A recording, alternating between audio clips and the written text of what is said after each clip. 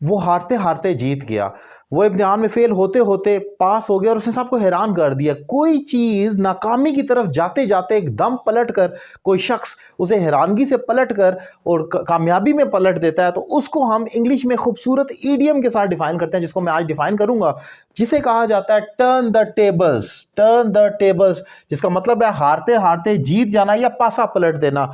खेल का या किसी भी चीज़ का इम्तिहान में या कोई भी चीज़ जब आपसे तवक्को नहीं की जा रही इतनी बड़ी कामयाबी की और आप एकदम हैरान कर दें, इस ईडियम की अगर आप थोड़ी सी हिस्ट्री को समझने की कोशिश करें तो पहले दौर में आप जब किसी गेस्ट के सामने खाना रखा जाता था डाइनिंग टेबल पर, तो उसके ऊपर एक टेबल होता है और वो रोटेट करता है।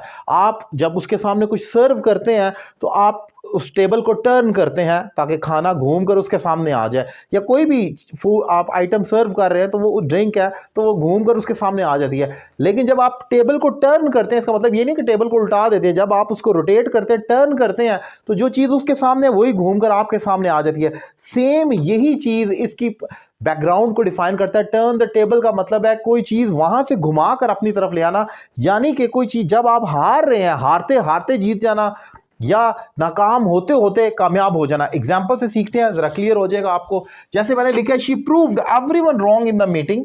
उसने मीटिंग में सबको गलत साबित कर दिया, क्योंकि लोगों को या जितने भी लोग अटेंडेंस थे वहां पर उनको तवक्को नहीं थी इस चीज़ की। She proved everyone wrong in the meeting and turn the tables.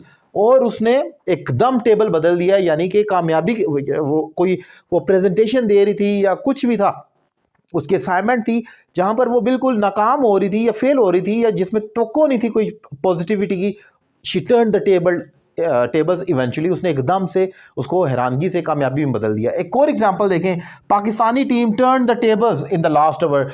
अब ऑब्वियसली पाकिस्तानी टीम की बात हो रही है, शुरू में वो नहीं जीत रहे थे लेकिन आखिरी ओवर में एकदम उन्होंने they basically turn the tables, उन्होंने खेल का पासा पलट दिया। तो किसी चीज़ का पासा पलटना नेगेटिव भी हो सकता है। अगर आप जीत रहे हैं और हार गए हैं तो आप कहें कि क्या ये पासा पलट गया, तो ये आपने नहीं कहना होता, ये आपके हवाले से नहीं होगा कि ये कोई दूसरा बोल रहा है। वो बेसिकली कहेगा कि they basically turn the tables against me, उन्होंने मेरे खिलाफ तो एकदम से टेबल ही बदल दिया। तो जब भी आपने इस किस्म की सिचुएशन को डिफाइन करना है, वहां टर्न द टेबल्स कहना है। सेकंड एरर ये कि टर्न द टेबल्स है, इसमें प्लूरल आएगा, आप ये नहीं कह सकते टर्न द टेबल, खाली सिंगल नहीं होगा, टेबल्स के लिए कहा जाएगा, यानी कि आप पूरा घुमा देते हैं प्लूरल की फॉर्म में।